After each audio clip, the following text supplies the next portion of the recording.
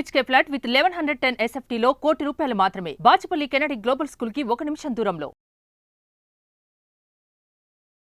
నమస్తే, welcome to Suman TV. నేను విష్ణు. ప్రస్తుత పాటు సర్టిఫైడ్ ఫైనాన్షియల్ ప్లానర్ మాధవిరెడ్డి గారు వారితో మాట్లాడదాం. నమస్తే మాధవిరెడ్డి గారు. నమస్తే అండి. మాధవిరెడ్డి గారు, యాజ్ యూజువల్ గా వీకెండ్ లో అడుగు పెట్టేసాము అండ్ ఆడియన్స్ అందరూ కూడా మాధవిరెడ్డి గారి మార్కెట్ అవుట్లుక్ అప్డేట్స్ కోసం వెయిట్ చేస్తుంటారు. సో ఏంటి అసలు ఈ వారం అంతా కూడా మార్కెట్లలో ఏ విధంగా గడిచిందంటారు అండ్ వచ్చే వారం మార్కెట్లు ఏ విధంగా ఉండబోతున్నాయి? సో ఓవరాల్గా అయితే ఈ మార్కెట్ అంతా కూడా ఈ వీక్ మార్కెట్ అంతా చాలా పాజిటివ్గా వెళ్ళిందని చెప్పొచ్చు అండి. అంటే కంటిన్యూస్ 5 సెషన్స్ నుంచి మార్కెట్ చాలా పాజిటివ్గానే రోజు మనకి క్లోజ్ అవుతుంది. ఈ రోజు కూడా మనకి మార్కెట్స్ ఈ టైం మనం చూసేటప్పటికి 24,800 అబౌవ్ నిఫ్టీ అండ్ సెన్సెక్స్ కూడా 81,000 అబౌవ్ పాజిటివ్గానే మనకి క్లోజ్ అవుతుందండి. సో ఓవరాల్గా అంటే మనకి అంటే గ్లోబల్ నుంచి కూడా కొంచెం సపోర్ట్ రావడము, అలానే మనకి ఇక్కడ డొమెస్టిక్ సపోర్ట్ అయితే ఆల్వేస్ అదైతే ఉందండి. సో ఈ బోత్ మనకి చాలా ఫేవరబుల్ గా ఈ వీక్ అయితే మాత్రం అసలు ఎటువంటి నెగటివ్ లేకుండా మొత్తానికి ఈ వీక్ అయితే చాలా ఫేవరబుల్ గానే మార్కెట్స్ అయితే క్లోజ్ అయ్యండి. బట్ ఇక్కడ నుంచి మనం 25,078 అనేది మన ఆల్ టైమ్ హై నిఫ్టీకి. So we're very much near to the all time high of Nifty. 25,000 అనేది మనకి రెసిస్టెన్స్ లెవెల్స్ అనేవి మనం అక్కడే చూడొచ్చండి. 25,100 దగ్గర మనకి రెసిస్టెన్స్ లెవెల్స్ లేదు. నెక్స్ట్ లెవెల్ ఇంకా మార్కెట్ మనం చూడాలనుకుంటే 25,500 దగ్గర కూడా వెళ్ళే అవకాశాలు, అక్కడ నుంచి ఏమైనా రెసిస్టెన్స్ వస్తుందేమో అనేది చెక్ చేయాలండి. But there is a support levels 24,450, 24,650 దగ్గర అయితే మంచి సపోర్ట్ లెవెల్స్ అయితే కనిపిస్తున్నాయండి నెక్స్ట్ వీక్ మార్కెట్ లో. అదేవిధంగా యుఎస్ ఫెడ్ మీటింగ్ కి సంబంధించిన అప్డేట్స్ ఏంటి, ఎటువంటి అనౌన్స్మెంట్లు వచ్చాయి, ఆ ఇంపాక్ట్ ఏమన్నా మన మార్కెట్లను కదిలించిందంటారా?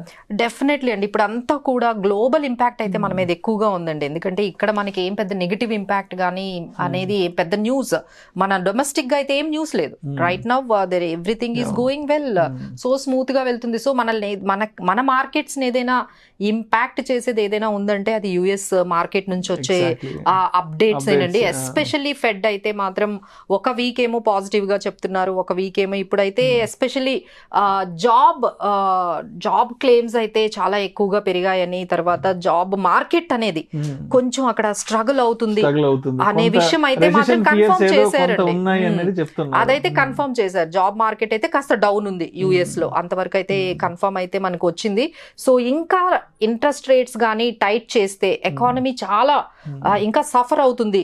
ఇంకా ఫర్దర్ అయితే అంటే 2020లో చేశారండి ఫస్ట్ రేట్ కట్. అంటే 2020 నుంచి ఇప్పటి వరకు ఒక్క రేట్ కట్ కూడా యుఎస్ లో లేదు. So it is and inflation కూడా ఇప్పుడు డౌన్ లో ఉంది కాబట్టి సో సెప్టెంబర్ లో ఫెడ్ అయితే డెఫినెట్లీ 25 బేసిస్ పాయింట్స్ ఇంకా ఎక్కువ 50 బేసిస్ పాయింట్స్ అంటే ఇట్ విల్ కీప్ స్టార్టింగ్ అక్కడ నుంచి స్టేజ్ వైజ్ గా ముందు 25 బేసిస్ పాయింట్స్, తర్వాత 50 బేసిస్ పాయింట్స్, ఈ విధంగా తగ్గించాల్సిన అవసరం అయితే చాలా ఉంది. ఎకానమీకి చాలా అది హర్ట్ అవుతుంది. ఈ జాబ్ మార్కెట్ డౌన్ అవ్వడం అనేది చాలా క్లియర్ గా అయితే యుఎస్ లో కనిపిస్తుందండి. అండ్ ఒకవైపు యుఎస్ అండ్ తర్వాత చైనా ఎకానమీ కూడా స్లో డౌన్ కనిపిస్తుంది.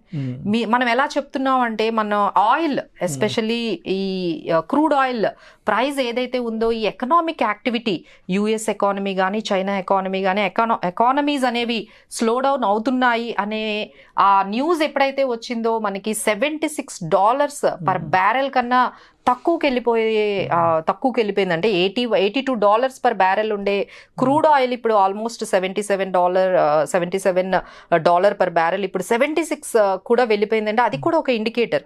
అంత ఎకానమీస్ కొంచెం స్లో అవుతున్నాయి అనేది ఒక ఇండికేటర్ అనేది మనకు కనిపిస్తుంది. So these are all the things we're very much need to observe the global, especially US లో ఏం జరుగుతుందో అనే ఇంపాక్ట్, చైనాలో ఏం జరుగుతుందనే ఇంపాక్ట్ అయితే మన ఇండియన్ మార్కెట్స్ మీద ఉండబోతుందండి. సో దాన్ని అబ్జర్వ్ చేసుకుంటే సరిపోతుంది. అండ్ అదేవిధంగా అంటే ఇప్పుడు మార్కెట్ ఎక్కడ రెసిస్టెన్స్ లెవెల్స్ అండి ఎక్కడ తీసుకునే అవకాశం ఉందంటారు? సో రెసిస్టెన్స్ అయితే మనకి ఇప్పుడు ఒక 25,000 లాస్ట్ టైం కూడా మీరు గమనించారు లేదు, 25,000 నుంచి మళ్ళీ మార్కెట్ 24,000 కి వచ్చేసింది. మళ్ళీ ఇప్పుడు మళ్ళీ 25,000 కి చాలా దగ్గరలో ఉన్నాము. So we're expecting there is a huge resistance. ఎందుకంటే వాల్యూషన్స్ అనేవి ఇక్కడ మనం చాలా ఎక్కువగానే మాట్లాడుకోవాలండి. అప్పట్లో ఎవరైనా ఇన్వెస్టర్స్ స్టాక్స్ బై చేస్తే 25 PE అంటేనే భయపడేవాళ్ళు. అవునండి, అది చాలా ఓవర్ వాల్యుయేషన్ అయిపోయింది 25 PE అనేదండి. ఇప్పుడు ఇన్వెస్టర్స్ 100 PE అయినా సరే కొంటున్నారండి. So even though the stocks are having 100 times వాళ్ళ ఎర్నింగ్స్ కన్నా ఎక్కువ పెట్టి కొంటున్నారు. వాళ్ళు ఇచ్చే అది డెఫినేషన్ ఏంటంటే ఫ్యూచర్లో కార్పొరేట్ రిజల్ట్స్ బాగుంటాయి, ఎర్నింగ్స్ బాగుంటాయి, గ్రోత్ బాగుంది అనే దాంతో ఇప్పట్లో ఇంత ఎక్కువగా కొంటున్నారండి. So they need to be very careful about these stock selection and these stocks specific sectors. And అదేవిధంగా మాన్సూన్స్ అంతా దేశవ్యాప్తంగా విస్తారంగా వ్యాపించాయి, విస్తారంగా వర్షాలు కురుస్తున్నాయి దేశవ్యాప్తంగా కూడా. సో అంటే ఈ టైంలో ఏ సెక్టర్స్ కొంత అనుకూలంగా ఉంటాయంటారు? ఎందుకంటే మార్కెట్ కూడా కొంత అనుకూలంగానే ఉంది ఇప్పుడు, చాలా స్మూత్ గా వెళ్తుంది కాబట్టి మార్కెట్.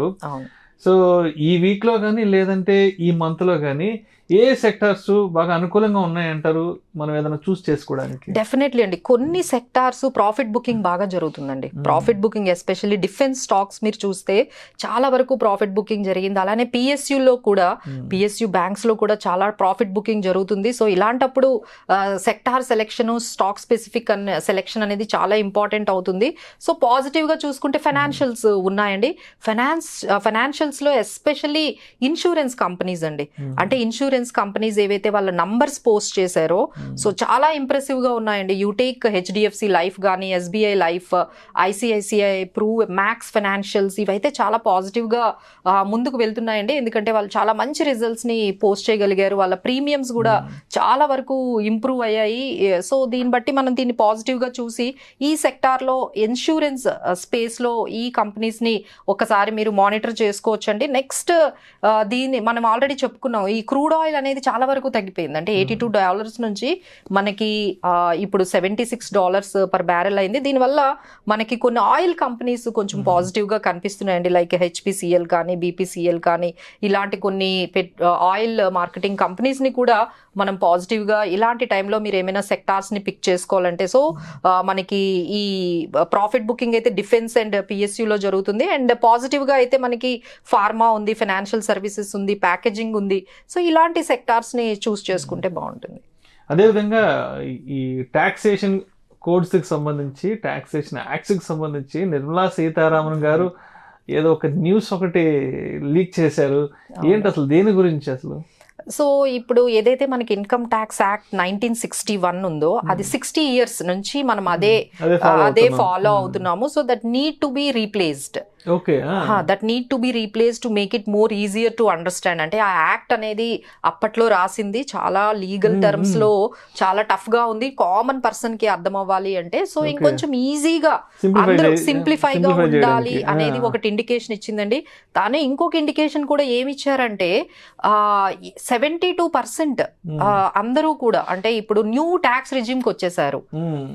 సో ఇప్పుడు దీన్ని బట్టి మనకి ఇండికేషన్ ఏమవుతుందంటే ఇంకా ఫ్యూచర్లో మనకి న్యూ ట్యాక్స్ రిజిమ్ మాత్రమే ఉండొచ్చు.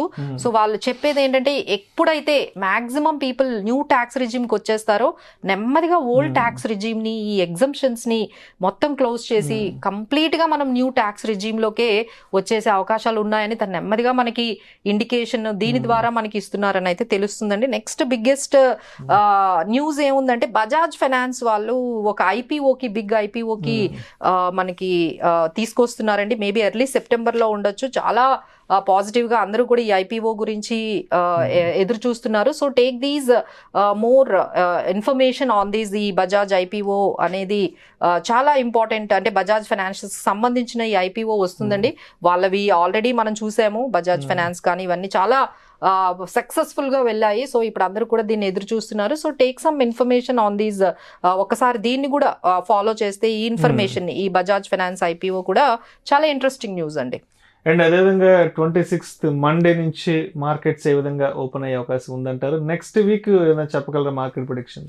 సో ఇప్పుడు వరకు మార్కెట్ ఈ వీక్ అంతా అయితే మాత్రము చాలా పాజిటివ్ గా మనకి స్మూత్ గా వెళ్ళిందండి. సో నెక్స్ట్ బిగ్గెస్ట్ మనకి ఈ సెప్టెంబర్ లో ఈ ఫెడ్ మీటింగ్ నుంచి వచ్చే, యుఎస్ నుంచి వచ్చే కామెంటరీ ఎలా ఉంటుంది అంటే వాళ్ళ జాబ్ క్లెయిమ్స్ కానీ ఆ రిపోర్ట్స్ కానీ ఉన్నాయి, దాన్ని బట్టి గ్లోబల్ ఇంపాక్ట్ అనేది మన మీద ఉంటుందండి. So let's see the update from the US Fed minutes నుంచి కానీ వాళ్ళు ఇచ్చే ఆ మీటింగ్స్ నుంచి వచ్చే ఆ అప్డేట్స్ కానీ మన మార్కెట్ని అయితే చాలా వరకు ప్రభావితం చేస్తాయి. బట్ స్టిల్ అండి ఇక్కడైతే మనకి ఎవ్రీ డిప్లో కూడా ఆపర్చునిటీగా మన ఇన్వెస్టర్స్ తీసుకొని ఎంటర్ అవుతున్నారు.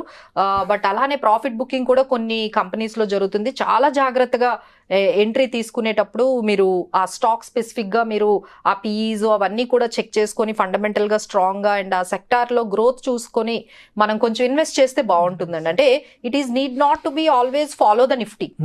ఒక మార్కెట్ ఇండెక్స్ ని ఫాలో అవ్వకుండా మనం ఏ సెక్టార్స్ ని తీసుకుంటున్నాము, మనం బై చేస్తున్న స్టాక్ అనేది ఎంత వాల్యుయేషన్ లో మనం కొంటున్నాము, ఈ మ్యాటర్ మీద ఎక్కువగా మనం ఫోకస్ చేయాలండి.